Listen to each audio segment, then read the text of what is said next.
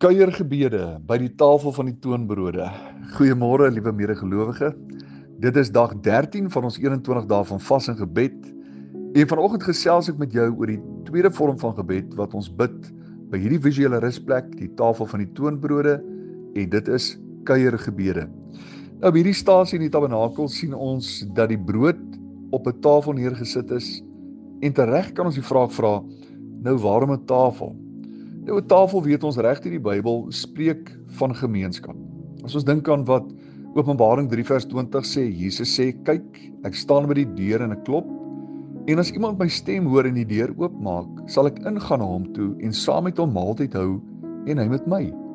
Ja, in Psalm 23 vers 5 hoor ons hierdie woorde, U berei die tafel voor my aangesig teenoor my teenstanders. Ja, die tafel is 'n plek van gemeenskap. Die woord gemeenskap in die Grieks, soos dit onder andere gebruik word in 1 Johannes 1 vers 6, veronderstel terselfdertyd vriendskap en intimiteit tussen twee partye. Dit laat my dink aan toe koning Dawid iemand gesoek het uit die huis van Saul om ter wille van Jonathan guns te bewys, het Mefiboset na hom gebring. En dan sê Dawid aan Siba, die dienaar van Saul, in 2 Samuel 9 vers 9 tot 10, en die koning het Siba, die dienaar van Saul, geroep en vir hom gesê, alles wat Saul en sy hele huis gehad het, gee ek aan die seun van jou heer. En jy moet vir hom die grond bewerk, jy en jou seuns en jou slawe, en jy moet voedsel inbring, dat die seun van jou heer brood het om te eet. Maar Mefiboset, die seun van jou heer, sal altyd deur aan my tafel brood eet. Ja, ook in Matteus 8 vers 11 sê Jesus, maar ek sê vir julle, dat baie sal kom van die ooste en die weste, en saam met Abraham en Isak en Jakob aansit in die koninkryk van die hemele. Ja, ook hier sien ons dat om aan die tafel aan te sit saam met die stamvaders beteken dat baie sal ingaan in die ewige koninkryk, die koninkryk van die hemele. Daarom spreek die tafel met die toonbrode van die tafel van die ewige gemeenskap wat ons sal geniet saam met Jesus eendag in die hemele. Ja, die tafel waar elke geestelike en elke fisiese behoefte vervul sal wees. Die tafel is egter nie net 'n plek waar ek kom om te kry wat ek nodig het nie, maar die tafel is ook 'n plek van koneksie, van gemeenskap, 'n plek waar ons vriendskapsbande kan smee. Ons almal weet dat die lekkerste plek om te kuier in huis is om die kombuistafel.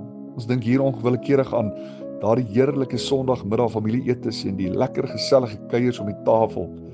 Ja, die tafel spreek van vriendskap en intimiteit.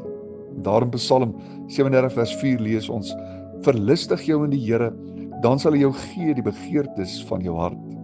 Ja, soos wat ons egter saam met Jesus om die tafel sit en kuier en ons onsself in die verhouding verlustig, so wek ons gemeenskap met hom goddelike begeertes en verander ons versoeke en behoeftes en begin hy wie hy is ook op ons lewens en in ons harte en in ons denke afsmeer.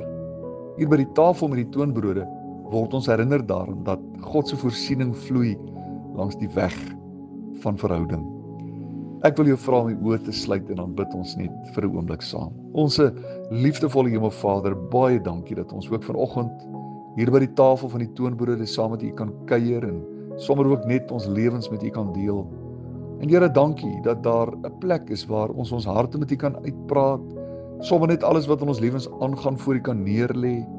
En Here, vanmôre kom ons na U toe en ons wil sê, Here, hier is ons drome. Ja, Here, hier is die dinge wat ons graag wil doen met ons lewens.